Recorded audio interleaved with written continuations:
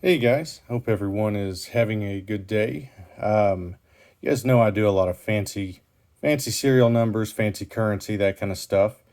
But I also collect just kind of your basic large size notes, do star notes as well. But I've had the opportunity recently to buy a couple of nicer examples, nicer affordable examples. You can obviously get nicer notes than this, but I've had the opportunity to buy a couple and taken advantage of it a little bit. But this is the 1899 Black Eagle. It's a really iconic note, and it's just a note that I have.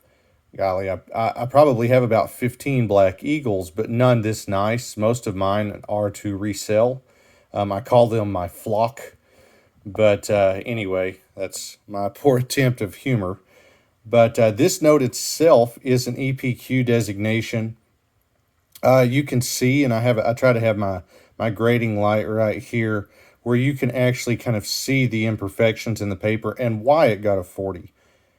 Okay, I can hold it up to the light itself, and you can see kind of the quality of the paper and why it got an EPQ as well. But pretty iconic note to have, and one that I can definitely upgrade if I have to. I'll eventually try to complete the entire Freeburg, Black Eagle run, but that is a task because there's a lot of mules, lots of stars. It's really expensive. It would literally take, I think, if you had the know-how and everything, it would probably still take you a good, probably 5 to 7 years to find them all. And then the 229A series star, there's only two of them known, I believe, maybe three, and you're not getting those. So that one you might just cross off or not tell anyone about. The other one I got, I'm real happy about. This is your 1907 wood chopper legal tender. It's a 5, a really iconic note as well.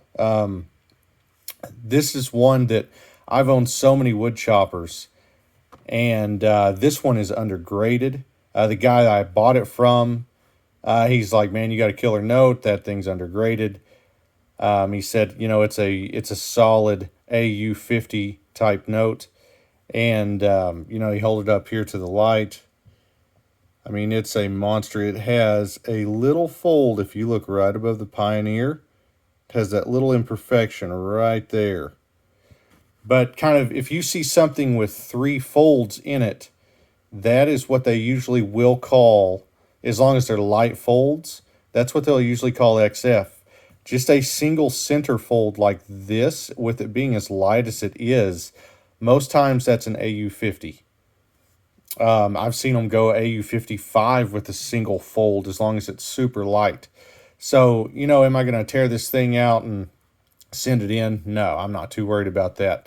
There's not as enough of a discrepancy between the value versus the cost in doing that. But this one, if you look, it also has the PCBLIC error, or I call it the public error.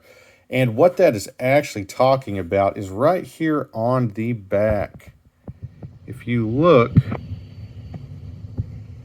see where it says PCBLIC, for all debts public and private, but there's a little engraving error right there. So this is not a super uncommon error. You can very easily find these, but it just kind of adds to the I don't know, cool factor of the note, seeing something right here, whether it's that or radar, repeater, or anything like that. I always like seeing stuff there. So I hope you guys have enjoyed the video. Hope you learned something, and I'll keep sharing with you. Thanks for watching.